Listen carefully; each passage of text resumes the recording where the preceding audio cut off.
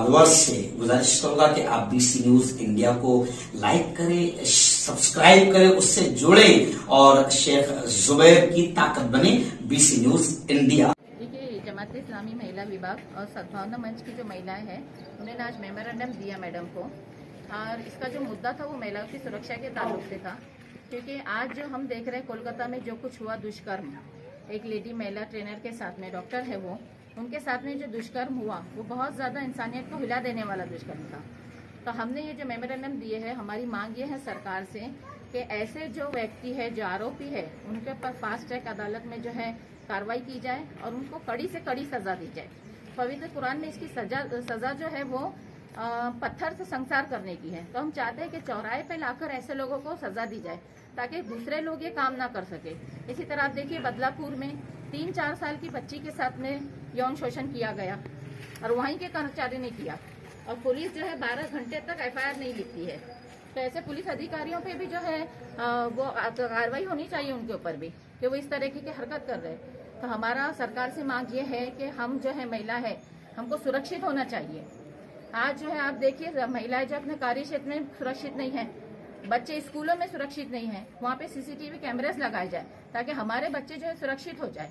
हमारा देश जो है प्रगति की तरफ जा ही नहीं सकता जब तक यहाँ की महिलाएं जो है वो सुरक्षित ना रहें। तो हमारी मांग सरकार से ये है कि इस तरह का दोबारा हरकत ना हो। इसके लिए हम चाहते हैं कि ऐसे लोगों को कड़ी से कड़ी सजा दी जाए और उनके ऊपर कड़ी से कड़ी कार्रवाई की जाए।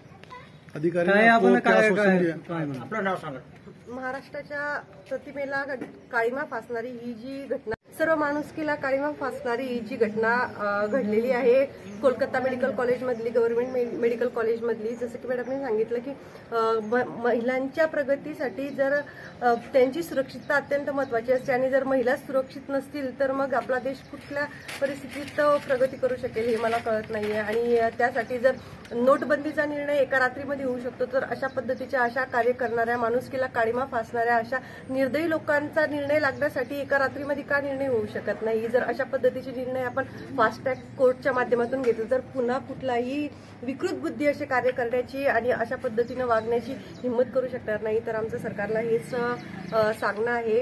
आजच्या मेमोरेंडमच्या माध्यमातून आम्ही हे सांगू इच्छितो की अशा पद्धतीचे पुन्हा कुठलेही निर्भया हत्याकांड घडल्यानंतर काय झालं, पुन्हा तेच आता मेडिकल कॉलेजचं एक क्रूर बलात्कार झाला, त्यानंतर 4 वर्षाच्या मुली जर शाळेतही सुरक्षित नाही आणि अशा पद्धतीने जर आपण लॉंग त्यांचे केसेस चालू ठेवले तर पुन्हा कोणीतरी अशी हिंमत करणारच आहे आणि मेणबत्ती घेऊन आणि आंदोलन करून आणि अशा पद्धतीचे मेमोरेंडम करून न्याय मिळत नसतो।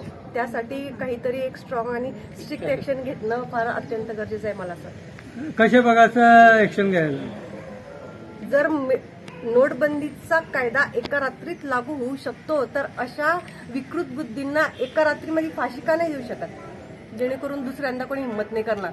का नाही होऊ शकत असे निर्णय? अधिकारी साहेबांना तुम्हाला काय आश्वासन दिले? महाराष्ट्रातून सगळीकडूनच असे मेमोरेंडम जातील आणि जातच राहतील, पुढेही जात राहतील।